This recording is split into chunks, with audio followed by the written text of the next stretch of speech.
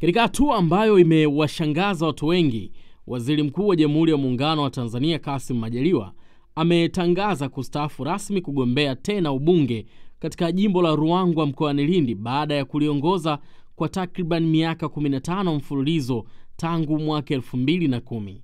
Vyanzo vimeeleza kuwa akiwa jimboni kwake Ruangwa kwa siku kadhaa za mashauriano na wananchi na wazee wa eneo hilo, Majaliwa amefikia uamuzi huo baada ya tafakuri ya kina na ushauri wa wadau mbalimbali, na amewashukuru wana Ruangwa kwa kipindi chote cha miaka 15 ya kumpa ubunge na kuwawakilisha vyema. Hatua hiyo imekuja siku chache tu baada ya Majaliwa kutangaza bungeni Juni 26, 2025 kuwa anapanga kugombea tena ubunge wa jimbo hilo, akisisitiza kuwa anaendelea kuhitaji ridhaa ya wananchi. Hata hivyo, kauli hiyo sasa imebadilika rasmi.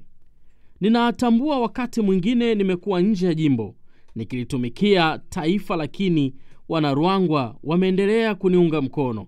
Nitumie nafasi hii kusema asante sana, na namuomba Mwenyezi Mungu azidi kuimarisha mshikamano uliopo kati yetu sote.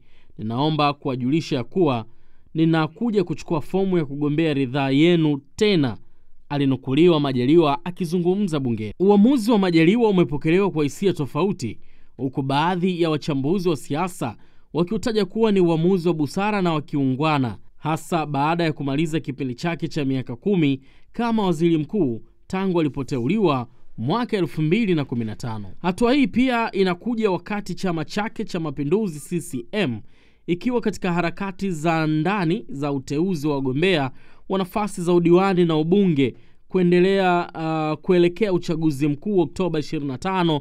Zoezi hilo limeanza Juni 28 na linatarajiwa kutamatika Julai 2, 2025. Hii ni M-Media. Jina langu naitwa Bertram Chopa.